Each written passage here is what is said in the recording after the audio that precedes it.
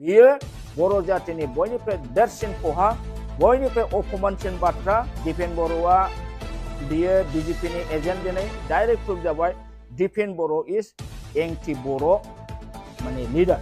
बिथांमोनहा खौसेखौ लुबैयोमोनब्ला बै 2020 आव हाग्रामाया जे मोनसे लाइजाम हरदोंमोन जे UPPL जों BPS जों लोगो जानानै गभर्नमेन्ट दानोसै खौसे जाजासिगोन होननायखौ फिननाय होआलासिनो सिरि 5 बोसोर थानानै दिनै 5 बोसोर जोबनानैसो बिथांमोनहा खौसेखौ लाबोनो नागिरनाया बेसेबां मिनिंफुल रायजोफोर। खुलुमबाय मानगोनां रायजोफोर। दिपेन बर' बिथाङा जे BJPनि सासे प्लान्टेड एजेन्ट आरो बिथाङा UPPL राजखान्थि हान्जाखौ आवथायाव लानानै सालायो बेखौ सासे गेदेमाया जुक्तिनि गेजेरजों फोरमान होदों। बेबो नों आं साधारन गेदेमा नङा, बिथाङा सासे रिटायार्ड BO बिथां सारा जुक्तिनि गेजेरजों फोरमान होदों। बेखौ दसे उनाव आङो नोंथांमोननो फोरमान होनो थांगासिनो दं, खोन्थानो थांगासिनो दं। बेनि सिगां फंनैसो खोथा मानगोनां दिपेन बर' बिथांनि, खारन एबसुखौ गोदोनिफ्रायनो बयबो रायजो राजा आइ आफा उन्दै गेदेर मिन्थियो।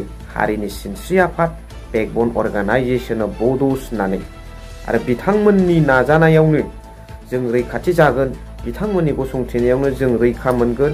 रायजो राजाफ्राबो बिथांमोननि सायाव अबदान दं, रावनिबो अबदाना बेखार नङा।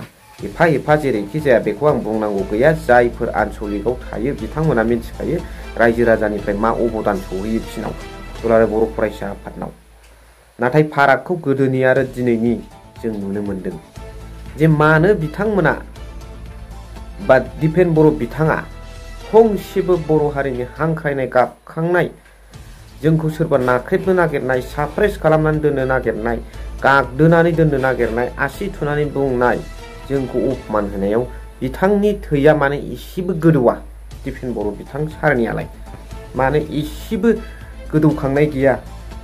खुगायावल' हारि हारि जाथि हारि होनबाय थानानै एसेबो बेफोरबायदि बुंथेनो हायाब्ला जों बेखौ बोरै एबसुनि प्रेसिडेन्ट होननानै गनायगोन रायजो राजाफ्रा।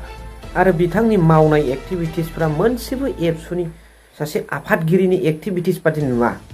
सासे प्लान्टेड एजेन्ट बबेबा मोनसे राजखान्थि दोलोनि बेबादिसो नुयो। मा खारन दं दिलीप सैखियानि एगेन्स्टआव बुंनो हायै, मा खारन दं हेमन्त बिश्व शर्मा बिथांनि एगेन्स्टआव बुंनो हायै।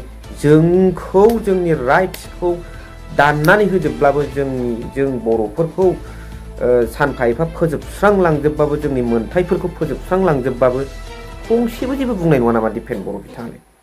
बेनो जाबाय मा राजनिथिनि उन उन खारबाय थानानै, राजनिथिक लाबा लाब नागिरबाय थानानै मा जानो? नोंथाङा बिदि सानबायबा डाइरेक्ट रिजाइन होदो। दुलाराय बर' फरायसा आफादनि आफादगिरिखौ मेरला सेंग्राफोर दङ, दैदेनगोन, हारिखौ गोजौ फारसे लांगोन।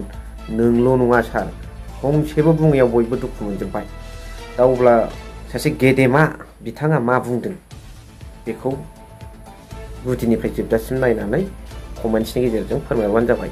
सिडलनिफ्राय बर' गामिखौ दानख'नांगौ बेफोरबायदि आवाजखौ दिनै एकदम रोखा रोखा जोंनि सिगाङाव, जोंनि मोगथाङावनो, जोंनि सिगाङावनो बुंगासिनो दङ। अब्लाबो दिनै प्रमद बर', दिपेन बर'आ बेहाय जेबो बुंनांगौ बिस्रा गैया बादि होननानै बिसोर सिरि थानानै दं। बियो बर' जातिनि बयनिफ्राय देरसिन खहा, बयनिफ्राय अपमानसिन बाथ्रा। आरो बर' हारिया जे थांनानै थानो हानायनि गोहो गैला, बर' सेंग्रा सिख्ला इन्टेलेक्चुयेल गासिबो जेबो खामानियाव गैला, बे जिनिसखौ खिन्थिगासिनो दं।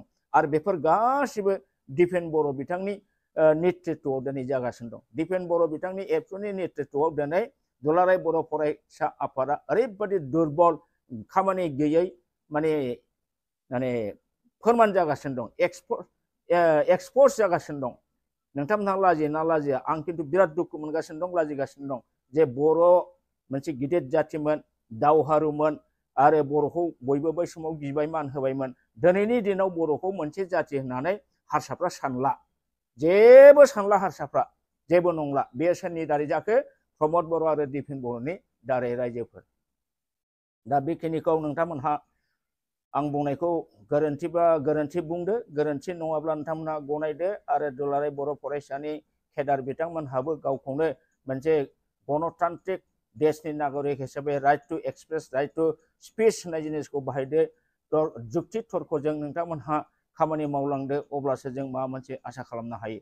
दिपेन बर'आ बियो बिजेपिनि एजेन्ट दिनै आरो बिथाङा दिनै नङाब्ला बिजेपिनि एजेन्ट नङाब्ला बै बाराव एमपि इलेक्सनाव माने दिलीप शइकियाखौ बिथाङा देरहाहोनो बर' हारिनि दिल्लीयाव खोथा बुंहैनो आसामाव खोथा बुंनो होननानै बर' भटखौ हेलिकप्टारजों थांनानै बिनानै देरहाहोदोंमोन। बे दिलीप शइकिया दिनै मा होनखो? बे दिलीप शइकियानि बाथ्राखौ नोंथांमोनहाथ' खोनाखाबाय निश्चय। अब्ला बेबादि मानसिखौसो बर' बिरोधि सिख सिडुल बिरोधि खोथा बुंनो दिपेन बर'आ बेखौ एमपि हिसाबै देरहाहोदों। अब्ला बेनिफ्राय डाइरेक्ट प्रुफ जाबाय दिपेन बर' इज एंटि बर' माने लिडार। दा बेफोर मोनसे खोथा एक्सप'ज जागासिनो दं रायजोफोर, नोंथांमोनहाबो बयबो साननानै नाय। दा बेबादि जोङो बर' हारिया थांबाय थानांगौबा बर'आ जे सानसे समाव जोबस्रांहैसिगोन, बहा गेरेमसा जानो रानज्रिं खुज्रिं दंफां गोरान अबस्थायाव बर' हारिया फैगासिनो। दिनै नंखायनो आङो आरोबाव खेबसे रायजो राजाखौ खावलायबावनो जे फैगौ इलेक्सनाव माने नोंथांमोनहा मोजाङै सिन्था खालामनानै भट हो। दिनै दिपेन बर'आ हाग्रामा महिलारि बिपिएफ इउपिपिएलखौ खौसे खालामनो नाजानाय माने ब्रेथा नाजानाय फैमाल नाजानायखौ जों नुदों।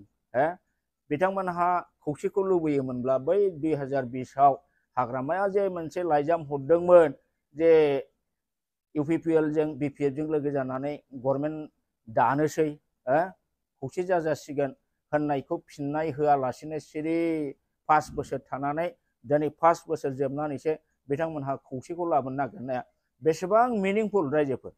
दा दिनै बिथाङा नुबाय जे इउपिपिएलआ फैगौ इलेक्सनाव फुरा जेनसिगोन। इउपिपिएलआ जे इलेक्सननि उनाव आरो थानाय नंला, हाग्रामा महिलारिया सरकार दानो थांगासिनो दं। बेखौ हिंसानानै माने प्रमद बर'खौ बोखांफिननो, दैयाव गोदोनायखौ बोखांफिननो दिनै हाग्रामा महिलारिनि बेनो मदद नांगौ दिपेन बर'नो। दा दिपेन बर'आ बे रलखौ मानो लाखो? Because he is the direct agent of UPPL and BJP. दिनै बिथाङा फारखा नांदों खौसे खालामनो, बै समाव फारखा नाङाखैमोन। दिनै बे दिपेन बर'नि बे अंकखौ, बे एनालाइसिसखौ बुजियै सोर दं रायजोफोर? सोर बुजियै दं? खौसे जानायखौ बर'आ लुबैयो बे नंगौ, खिन्थु दिपेन बर'मोन बादि फकखौ लानानै माने खौसेनि बे बेबस्थाखौ दिनैसो इउपिपिएल थैथारनोसैयावसो बे लाबोनाया बेयो दिपेन बर'नि माने इउपिपिएलनि प्रति बेनि अननाय माने मदद बे जिनिसा दिनै बेरखांदों। आं होनो बे खौसेनि प्रसेसा मालाबाबो जाफुङा। दिपेन बर'आ जनानै था, नोङो बर' हारिनि मालाबाबो मोजां सानग्रा बेक्ति नङा होननानैसो आं नों बुंगोन। बर' सेंग्रा सिख्लाफोरनि स्पिरिटखौ, केपासिटिखौ, पटेन्सियेलिटिखौ नोंथाङा धंस खालामबाय। दा आं सानो बे जिनिसा जोंनि बर'नि थाखाय बिराद अशुभ लक्षण, बर' हारि जोबस्रांनायनि लक्षण। रायजो राजा बे खोथाखौ सिन्था खालामनानै जाहाथे फैगौ इलेक्सनाव मोजाङै मोजां सिन्था खालामनानै भट होयो, आं बेखौबो खावलायबाय। गोजोन्थों। स' नुनो मोनबाय, खोनानो मोनबाय, मा सानो फोरमायहरबानो जाबाय। थ' थेंक इउ भेरि माच फर वाचिं। लाभ इउ।